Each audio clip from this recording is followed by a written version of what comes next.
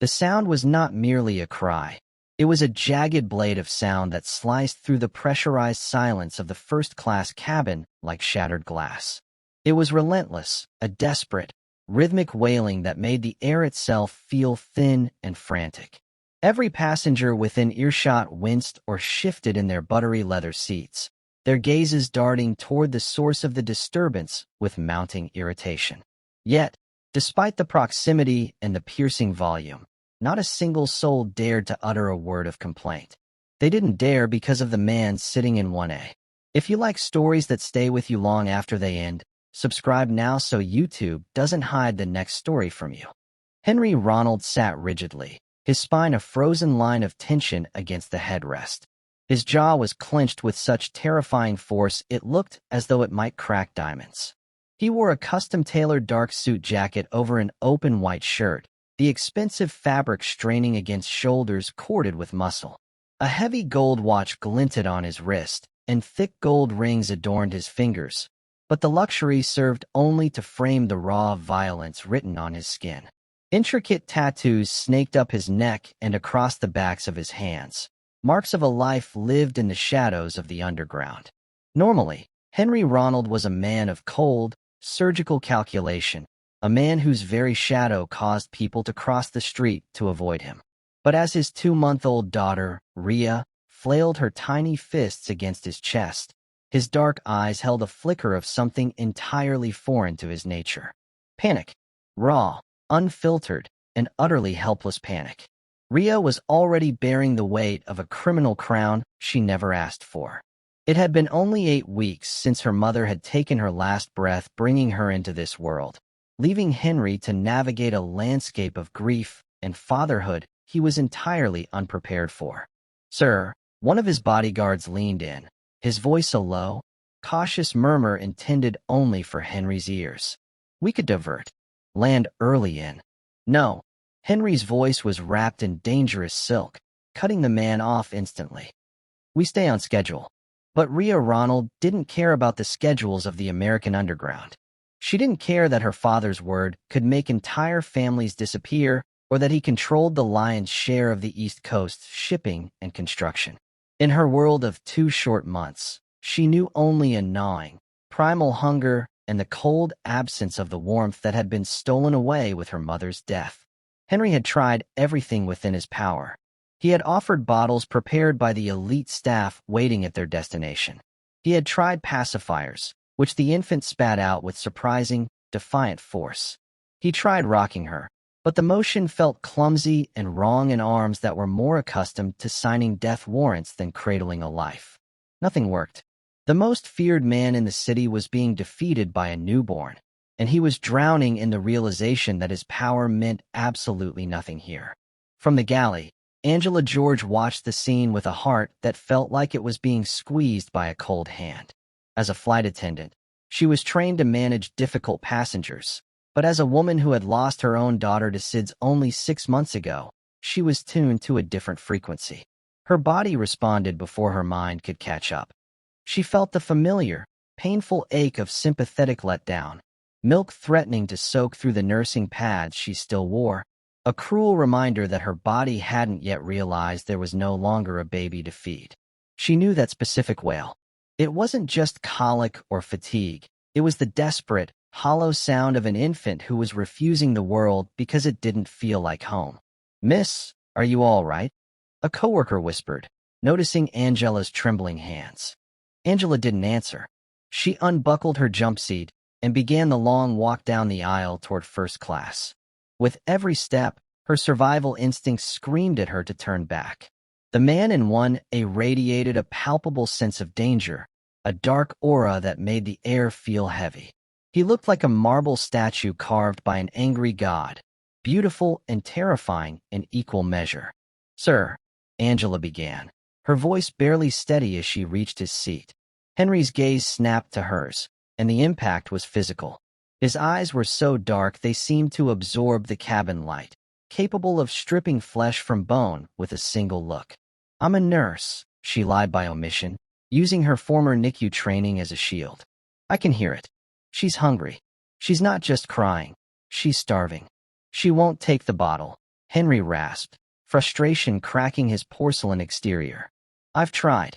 Some babies won't take artificial nipples, Angela said softly, stepping into his personal space despite the bristling of his bodyguards. Especially if they were breastfed. They are looking for something familiar. Something that feels like safety. Their eyes locked, and she saw the exact moment the powerful Dawn understood what she was offering. The silence in the cabin became deafening. Angela's cheeks flushed, but she didn't look away. She told him about her loss, the daughter she couldn't save, and the milk her body was still producing for a child that wasn't there. In Henry's world, there were no gifts. Everything had a price, and every kindness hit a blade. But looking at Angela, he saw only a reflection of his own shattered grief. The restroom, he said abruptly, standing with a fluid, predatory grace that belied his internal turmoil. It's more private. Inside the cramped, luxurious lavatory, Henry handed the wailing Rhea to Angela. His hands shook as he relinquished his most precious possession to a stranger. He stepped out, posting himself like a sentinel at the door, while his bodyguard maintained a wary distance. The moment the door clicked shut, Angela's hands moved on autopilot. She unbuttoned her white blouse, her heart hammering against her ribs. As she guided Rhea to her breast, the infant's instincts took over. Rhea latched on, and the silence that followed was the most profound thing Angela had ever heard. Tears streamed down Angela's face as she looked at the dark-haired baby in her arms.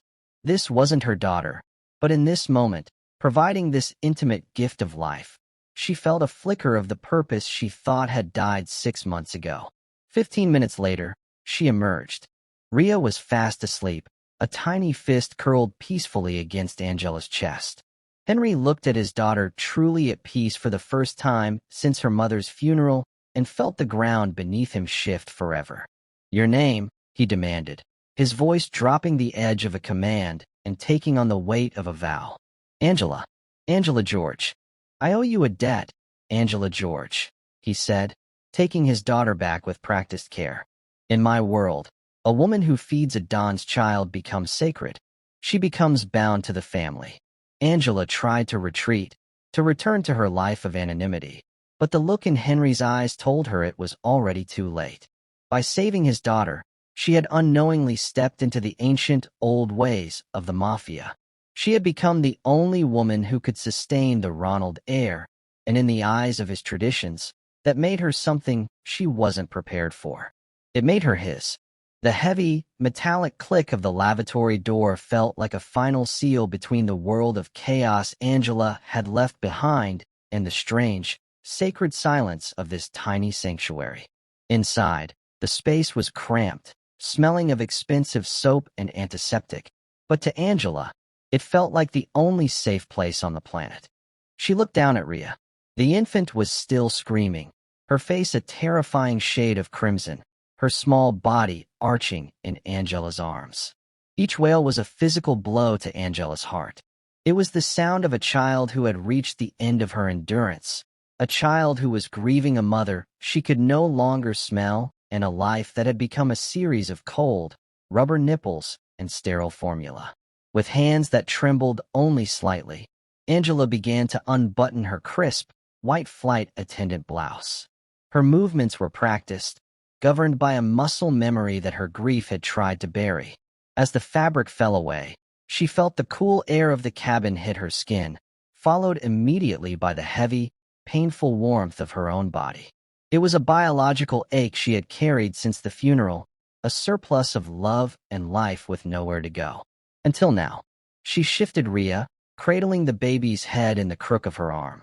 The infant's frantic head-turning stopped the moment she smelled the skin, the pheromones, the unmistakable scent of a mother. The transition was instantaneous. Rhea's mouth found its mark, and the piercing screams vanished, replaced by a soft, desperate whimper that quickly settled into the rhythmic, wet sounds of a successful latch. Angela let out a breath she felt she had been holding for 6 months. She sank onto the closed lid of the toilet, her eyes fluttering shut as the physical sensation of nursing, the letdown washed through her. It was a bittersweet sting, a ghost of the life she had lost, But as she looked down at the dark-haired girl nursing so hungrily, the bitterness began to recede. "It's okay, little one," Angela whispered, her voice thick with unshed tears. "I've got you. You're not alone." Minutes passed in a blur of soft light and the gentle hum of the plane's engines. Angela watched the tension bleed out of the baby's limbs. Ria's tiny, translucent fingers, previously bunched into angry fists, began to unfurl, resting softly against Angela's chest like pale flower petals. The infant's eyes, dark and wet with tears, remained closed, her entire being focused on the nourishment that was saving her. Outside the door, she knew the most dangerous man in the sky was standing guard. She could almost feel the heat of Henry Ronald's presence through the thin partition. He was a man of blood and shadows, a man whose very name was a whisper of fear in the city, yet here she was, performing the most intimate of acts for his flesh and blood. She knew that by doing this, she was crossing an invisible line. In the world of men like Henry, there were no casual favors. There was only debt, and there was only loyalty. As Ria drank her fill, her pace slowed, her breathing becoming deep and even.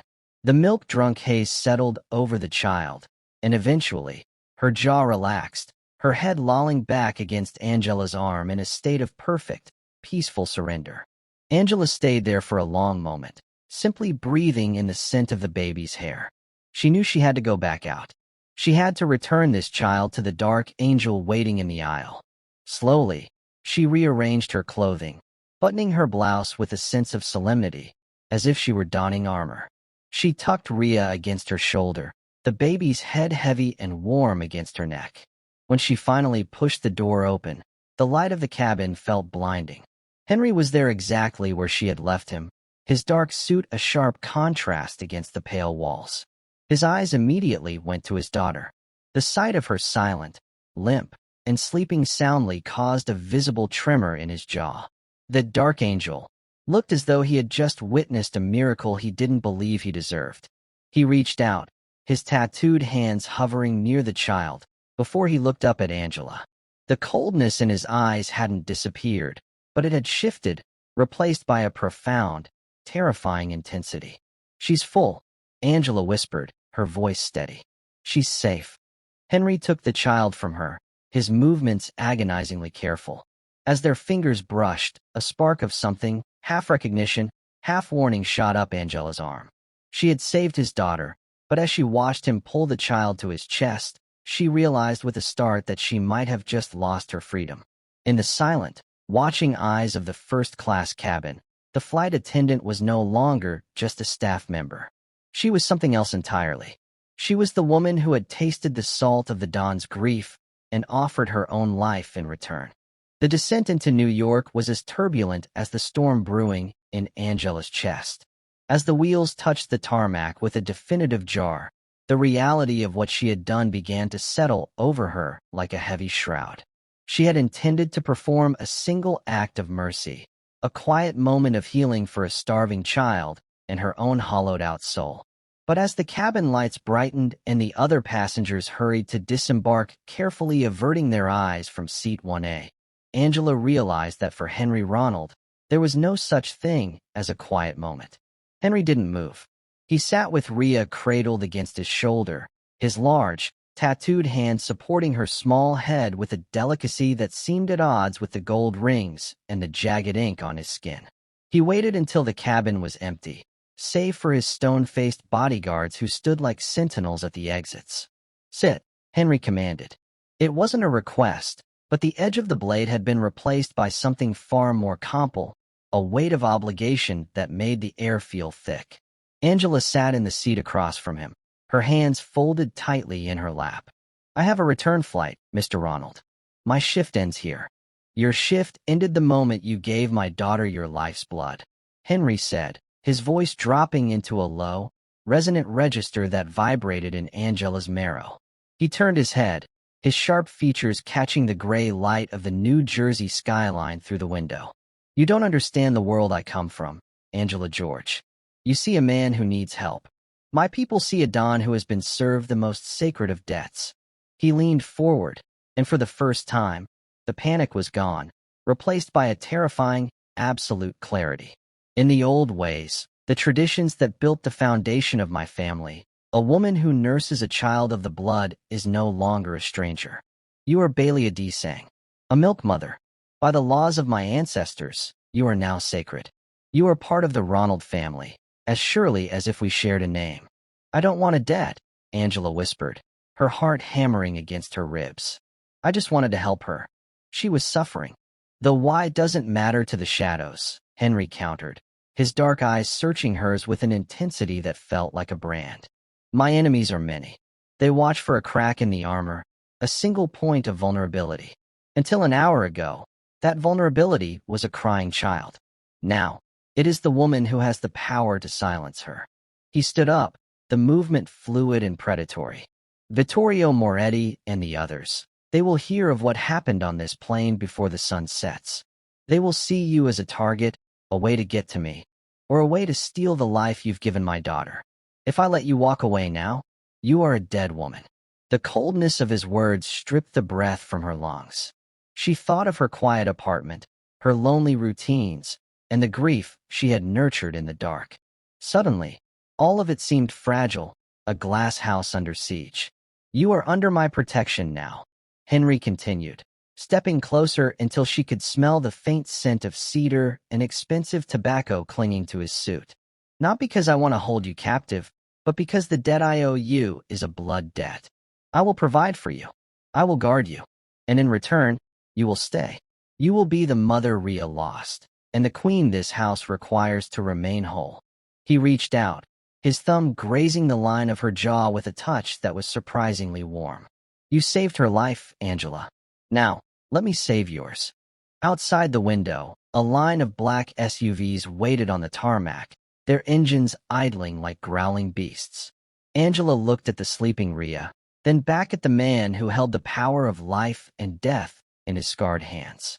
She realized then that the unthinkable act hadn't just been the nursing. It had been the moment she let herself matter to someone again. She didn't say yes, but as Henry turned toward the door, she found her feet moving, following the dawn into the dark, glittering heart of a world she was never meant to survive. The transition from the tarmac to the Ronald estate was a blur of tinted glass and high-octane silence. Angela sat in the back of a reinforced SUV, Rhea's weight a warm, sleeping anchor in her arms. Outside, the vibrant, chaotic lights of New York City gradually gave way to the secluded, iron-gated shadows of the North Shore. When the vehicle finally slowed, crawling up a winding driveway lined with ancient, weeping oaks, the gilded cage revealed itself in a sprawl of limestone and moonlight. The estate was breathtaking, a monument to a legacy built on power. But as the door was opened by a man whose suit jacket couldn't quite hide the tactical holster beneath his arm, Angela felt a shiver that had nothing to do with the night air. This wasn't a home, it was a fortress. Henry stepped out of the lead car, his presence instantly commanding the small army of staff and security waiting on the broad stone steps. He didn't look back to see if Angela was following. He knew she had no choice. Inside, the foyer was a cathedral of marble and gold, dominated by a sweeping staircase and a massive crystal chandelier that cast jagged, diamond-like shadows across the floor. Take her to the East Wing, Henry directed a woman in a sharp gray uniform. The nursery has been prepared.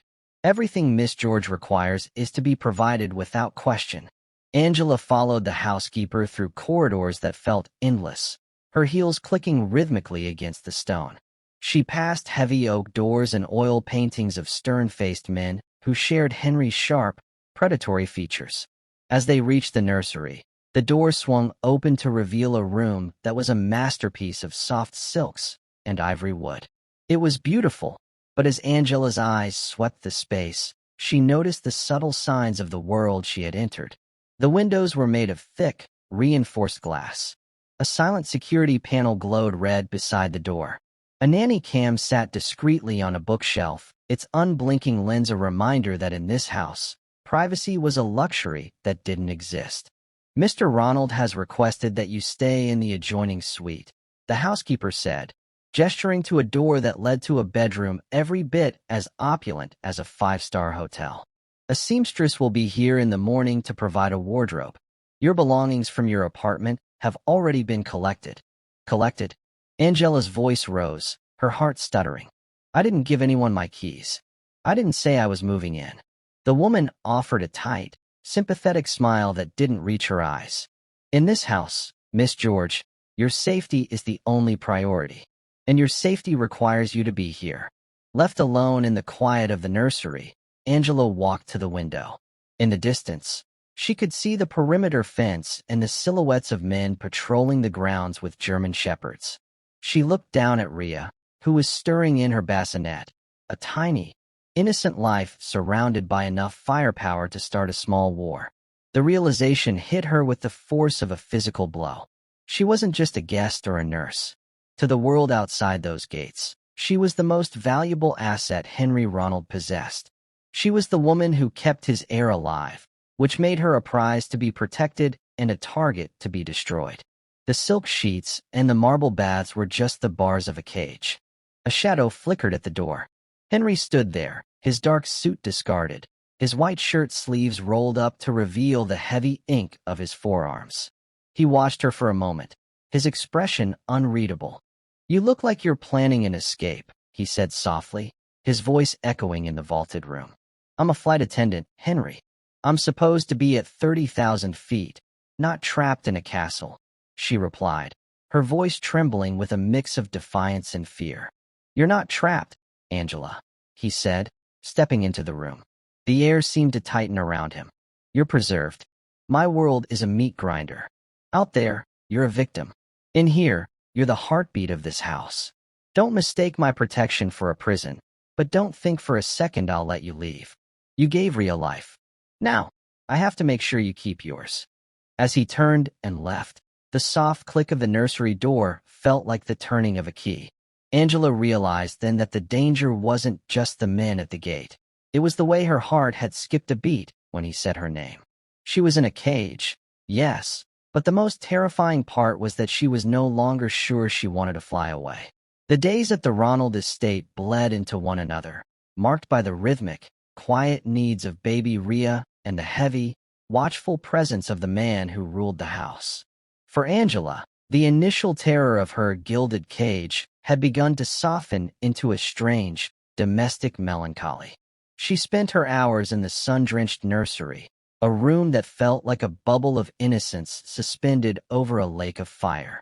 It was late, the moon hanging low and silver over the north shore, when Henry appeared in the doorway.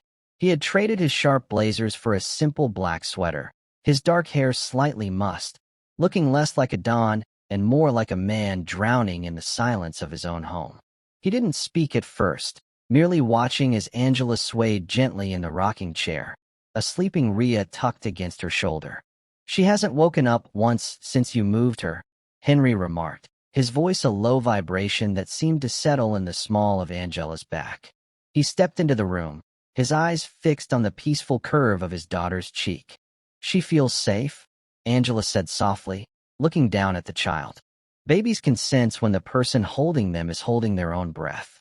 She knows you're finally breathing again, Henry. Henry moved to the window, staring out at the dark expanse of the Atlantic. I haven't breathed since the night Isabella died. I thought I could manage it. The business, the grief, the boy, but Rhea, she was a constant reminder that I was failing at the only thing that actually mattered. He turned back to her, the light from the nursery lamp casting half of his face in shadow. Why did you do it, Angela? On the plane. Most people see me and run. You saw me and stepped into the line of fire. Angela hesitated, the old, familiar ache in her chest tightening. Because I knew that scream. I spent weeks hearing it in my own head after I lost my daughter, Emma. The silence that followed was thick and heavy. Henry didn't offer hollow platitudes. He simply sat on the edge of the velvet ottoman, his tattooed hands resting on his knees. Tell me, he said. And so she did. For the first time since the funeral, the words poured out of her. The suddenness of Sid's, the nursery that remained perfectly staged and hauntingly empty, and the way her body had continued to produce milk for a child who would never drink it. She told him about the flight attendant job, how she had used the constant movement to stay one step ahead of the silence of her apartment. When I heard Rhea, Angela whispered, a single tear tracking through the faint dust of her makeup. It felt like a second chance. Not to replace Emma, but to finally do what I was meant to do. To keep someone else's world from ending. Henry reached out, his large hand covering her smaller one where it rested on the arm of the chair. His skin was warm, his grip steadying. I spent my life thinking that loss was a weakness to be purged, he said, his voice raw. But seeing you with her, seeing how you turned your own wreckage into a sanctuary for my daughter, it's the most powerful thing I've ever seen. In that moment, the barriers of status and blood debt vanished. They were simply two parents standing on the edge of a shared abyss, reaching for one another in the dark. Henry didn't pull his hand away, and Angela didn't move. The grief that had been a wall between them was becoming a bridge. You aren't a debt to be paid anymore, Angela, Henry said, his dark eyes searching hers with an intensity that made her heart race. You're the only light in this house. And I think, for the first time, I'm afraid of what happens if that light goes out. As the clock on the mantel ticked toward midnight, they sat together in the quiet sanctuary of the nursery. Outside, the guards continued their patrols and the shadows of the Mafia world loomed large. But inside, two broken hearts were beginning to knit together in the soft, rhythmic breathing of a child who had finally found her way home. The nursery had become a world unto itself, a quiet island of soft lamplight and the scent of lavender that stood in stark defiance of the cold, limestone fortress surrounding it. Inside these four walls, the weight of the Ronald Empire seemed to evaporate. Here, Henry wasn't the man who controlled the docks or the man who decided who lived and who bled. He was simply a father, and more increasingly, a man captivated by the woman who had saved his soul. It was long past midnight, that hushed hour when the rest of the world felt like a distant memory. Rhea had finally drifted into a deep sleep in her ivory bassinet, her tiny chest rising and falling in a rhythm that was the only music Angela needed. Angela stood by the window, watching the moonlight dance on the black surface of the Atlantic, feeling the familiar pull of a life she no longer recognized. She heard the soft click of the door before she saw him. Henry entered without his usual security detail, his presence stripped of its predatory edge. He had discarded his tie, and the top buttons of his shirt were undone, revealing the dark ink of a bird of prey etched into his collarbone. He looked exhausted, his sharp features softened by the dim light, but his eyes were bright with an intensity that made Angela's breath hitch. You should be sleeping, he said softly, moving to stand beside her. He didn't keep the distance he usually maintained. He stood close enough that she could feel the heat radiating from his body, a silent, powerful force. I tried, Angela admitted, her voice barely a whisper. But the silence in this house, it's loud, Henry. It feels like everyone is waiting for something to break. Henry turned to her, his gaze dropping to the bassinet, and then back to her face. In my world, silence is a luxury we pay for in blood. But in here, he gestured to the room, his hand grazing the silk curtains. In here, it's the only time I feel like I can actually hear myself think. It's because of you, Angela. You've turned this place into a sanctuary. He reached out, his fingers tracing the line of the windowsill just inches from her hand. I spent so long building walls, thinking they would keep the grief out. I didn't realize they were just keeping me in the dark. Angela looked up at him, seeing the vulnerability he tried so hard to hide from the world. The dark angel was gone, replaced by a man who was reaching out for a lifeline. You don't have to be the Don in this room, she said, her heart hammering against her ribs. You can just be Henry. The air between them seemed to crackle, charged with weeks of unspoken words and shared glances over the head of a sleeping child. Henry took a step closer, his shadow merging with hers on the nursery wall.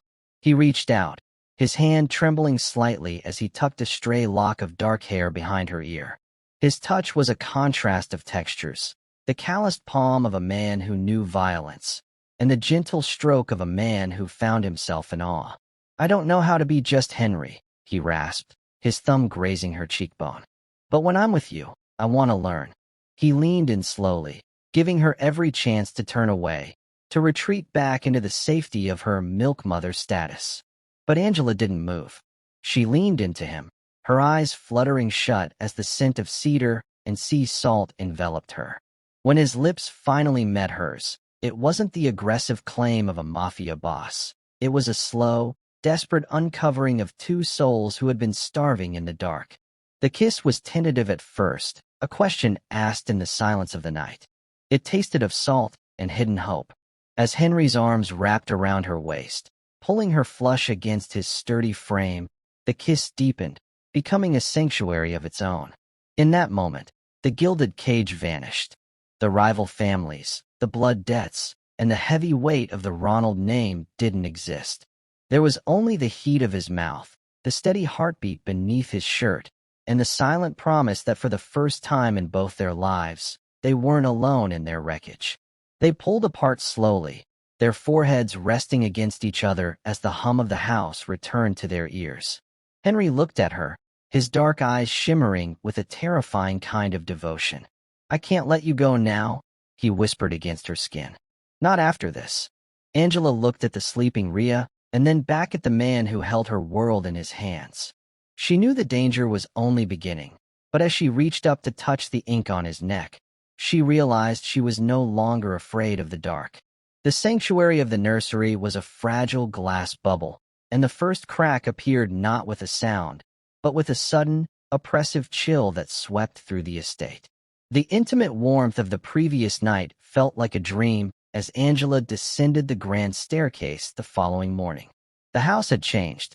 The air was thick with the scent of gun oil and unvoiced tension. Henry was no longer the vulnerable man in the black sweater. He was back in his dark suit, his face a mask of cold, unyielding granite as he stood in the center of the marble foyer, surrounded by men who looked like shadows made of lead. "What is it?" Angela asked, her hand tightening on the banister. She had left Rhea sleeping under the watchful eye of a guard, but the instinct to run back and bolt the nursery door was screaming in her blood. Henry turned to her. His eyes, which had held such tenderness just hours before, were now two chips of black ice. "The word is out," he said, his voice a low, dangerous rasp. "The Moretti family has been busy. They didn't just hear about the plane. They've spent the last 48 hours weaving a narrative. They're calling you the sacred mother of the Ronalds. In their eyes, that makes you the ultimate leverage." Leverage for what? Angela felt the walls of the gilded cage closing in. "For everything," Henry said, stepping toward her.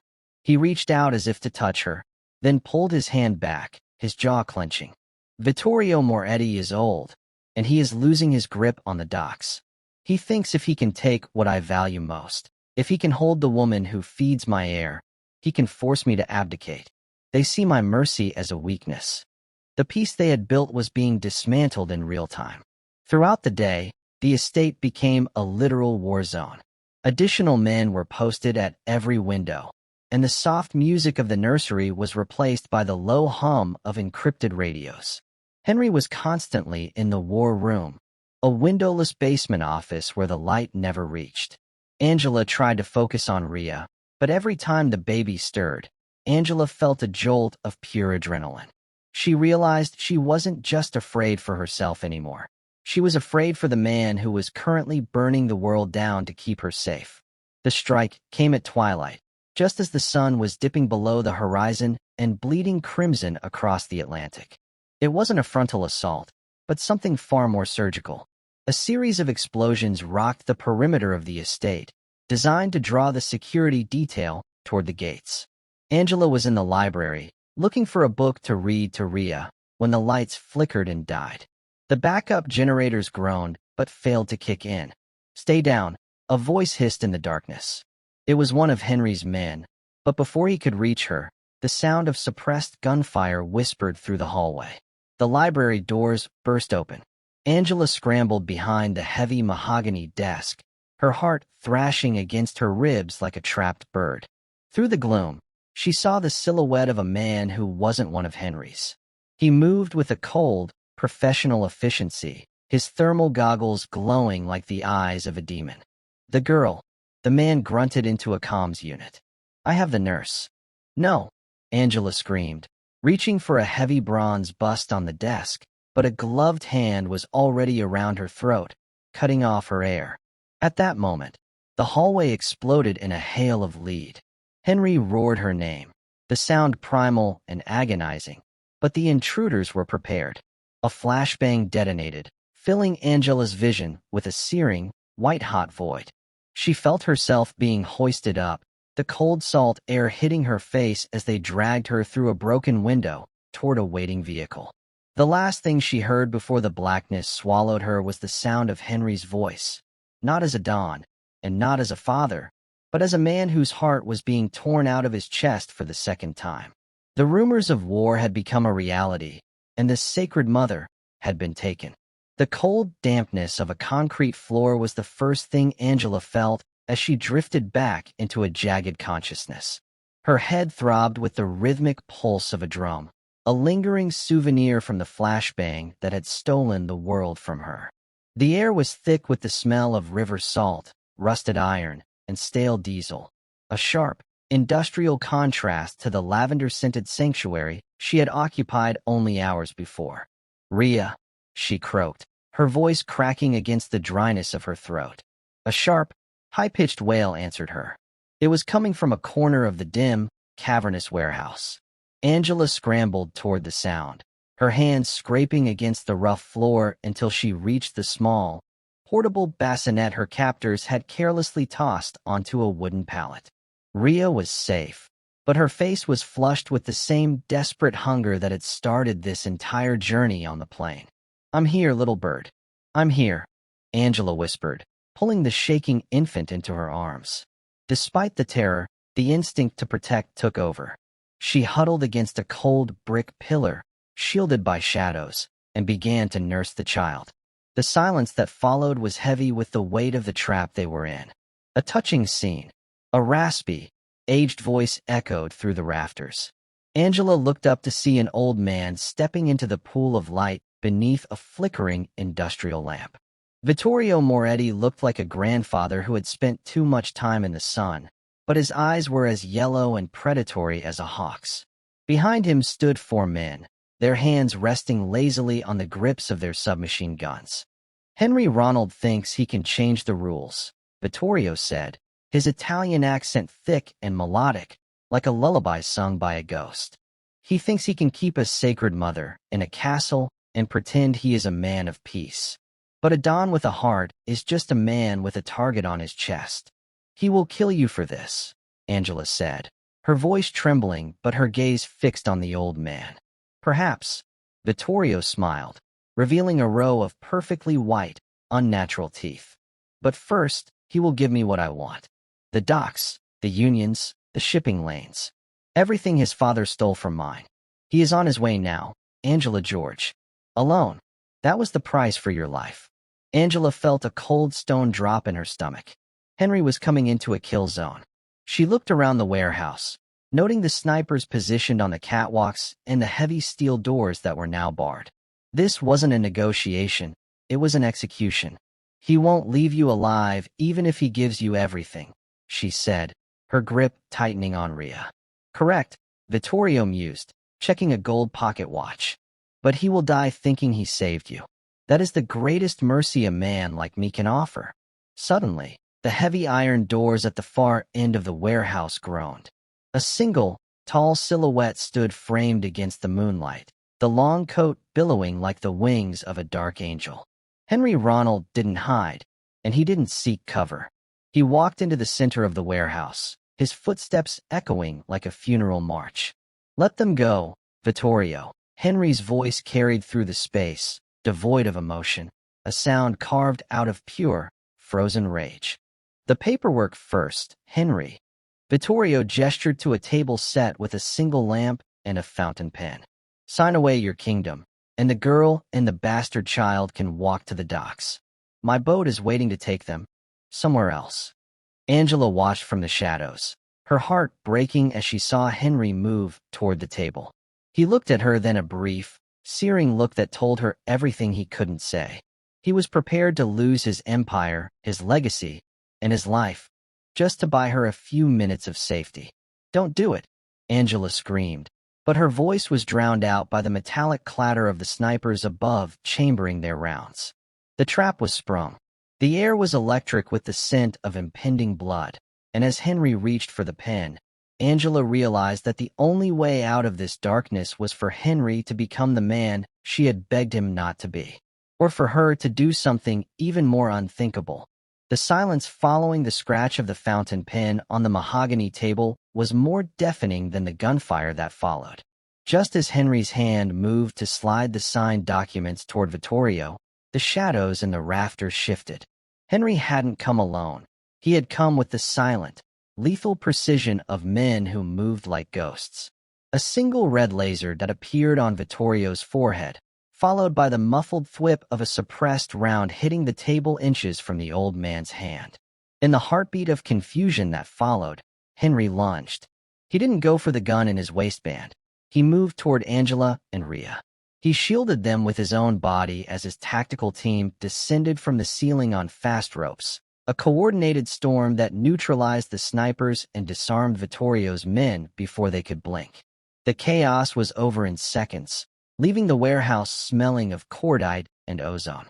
Henry stood in the center of the wreckage, his breathing ragged, his eyes fixed on Vittorio Moretti. The old man was pinned against the brick pillar, the barrel of Henry's Glock pressed firmly under his chin. Henry's hand was shaking, not with fear, but with a murderous, vibrating rage that threatened to consume him. "You took her," Henry growled, his voice a guttural sound that didn't belong to the man Angela had kissed in the nursery. "You put your hands on my daughter. You used a woman's mercy as a weapon. Kill me, then," Vittorio spat, his yellow eyes wide with a frantic, desperate defiance. "Show the world what you are, Ronald. Show this girl the monster she's been feeding." Angela watched the darkness battling with the man she had come to know. She saw the dark angel looking into the abyss, his finger tightening on the trigger. He was seconds away from a cold-blooded execution that would tether him to this cycle of violence forever. "Henry!" Angela's voice rang out, clear and steady. She walked toward them, her legs trembling but her gaze unwavering. Rhea was miraculously asleep in her arms, a small bundle of peace amidst the carnage. Henry didn't look back. "Stay there, Angela. This is how it has to end. This is the only language he speaks." "But it's not the language we speak," Angela said, reaching out to place her hand on Henry's shoulder. His muscles were like braided steel, vibrating with tension. "If you kill him like this, you're not saving us. You're just proving him right. You're telling Rhea that her father is exactly what they say he is." Henry's jaw worked, his eyes still locked on Vittorio's throat. "He tried to take everything, Angela. He would have killed you. But he didn't," she whispered, stepping closer until her chest was pressed against his back. "Because you were faster. Because you were better. Don't let him take your soul, too. Don't do this in front of our daughter." The word "our" seemed to ripple through the air. Henry's finger paused. He looked down at the sleeping infant, then up at Angela's face, which was illuminated by the flickering industrial light. He saw the light she had brought into his house, the mercy, the grief, and the hope. With a slow, agonizing effort, Henry lowered the weapon. He didn't look at Vittorio. He looked only at Angela. "Get him out of here," Henry commanded his men, his voice hollow but certain. "Strip him of everything. Leave him with his life, so he can watch me build a world he'll never understand." As Vittorio was dragged away, Henry collapsed into Angela's space, burying his face in the crook of her neck. He was a man who had just narrowly escaped a different kind of death. "I thought I lost you," he rasped, his arms winding around her and the baby, holding them with a desperate, crushing strength. "You didn't," Angela said, her tears finally falling. "You chose us, Henry. You chose the light." In the ruins of the Moretti trap, the Ronald Empire had technically fallen. The papers were signed, the territory gone. But as Henry held Angela in the moonlight, he realized he had never felt more powerful. He wasn't a king anymore, but for the first time in his life, he was a free man.